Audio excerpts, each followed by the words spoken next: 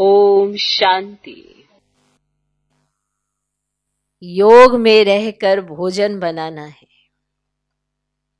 योग में ही रहकर भोजन खाना और खिलाना है। देखो, ये भी बहुत ऊंची सेवा होती है, भोजन बनाना, भोजन खिलाने। ये भी एक तरह का गुण होता है, विशेषता होती है। खाना बनाना, खाना खिलाना, खिलाने का भी ढंग होना चाहिए। योग युक्त किसे कहा जाता है?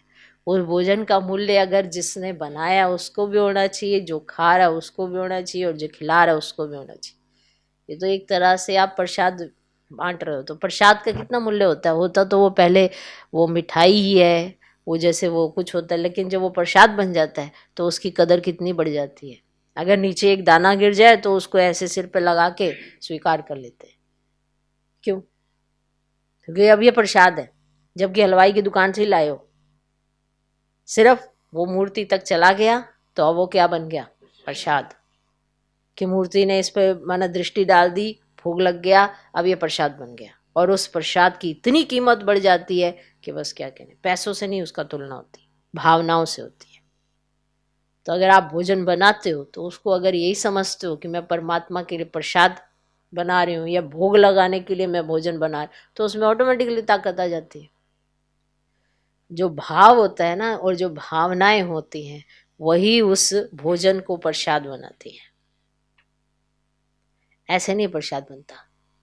ऐसे तो कितनी मिठाइयों की दुकानें हैं, इतनी इतनी दुकानें हैं, इतनी आलीशान मिठाइयाँ मिलेंगी, लेकिन वो सारी मिठाइयाँ हैं, प्रसाद नहीं है। और वही जब प्रसाद बन जाता है तो हर एक कहता है बस कना दाना भी अगर मिल गया तो बहुत तृप्ति हो जाती है उसको। और मिठाई तो 10-12 पीस भी खा ले तो फिर भी तृप्ति नहीं होती उसको। तो वैल्यू की बात है, और वो भाव और भावनाओं की बात है। तो इसलिए भगवान कहते हैं याद में रहे। आपको क्यों कहा जाता है कि किसी और के हाथ का भोजन नहीं करना, या बाहर जाके भोजन नहीं करना? चाहे आपको दूसरे वाला ही भोजन मिले फिर भी आप नहीं करना, क्यों कहा जाता है? क्योंकि वो योग में नहीं है, वो याद में नहीं बनाया है, इसीलिए कहा जाता है। वो भोग नहीं लगाया गया है, इसीलिए कहा जाता है। तो कईयों को ये भी नहीं पता कि ब्राह्मण बाहर भोजन क्यों नहीं करते, उसका कारण क्या है। हाँ, कभी बहुत ज़्यादा इमरजेंसी हो तो वो भी बाबा से छुट्टी लेनी होती है। ऐसे ही नहीं कि अपनी मर्जी से कहते जी बहुत इमरजेंसी, आज बर्गर ही खा लेते हैं, इमरजेंसी बहुत थी, पिज्जा ही खा लेते हैं। तो ये कौन सी इमरजेंसियां हैं? बहुत ही इमरजेंसी थी, माना कुछ था ही नहीं, कुछ था ही नहीं, तो जो था वहाँ पे बर्गर पिज्जा के स्टॉल लगे हुए थे वही खा लिया हमने, ये इमरजेंसी है। पता, शौक मतलब जिनको होता है इस तरह से खाने का, तो वो बहाने ढूंढते रहते हैं। जबकि भगवान ने हमारे लिए नियम बनाए हैं, तो उसका पालन भी तो हम आत्माओं को करना है कि भोजन योग युक्त होना चाहिए। और अगर कभी ऐसा कुछ ऊपर नीचे हो तो योग में बैठ के ही खाना।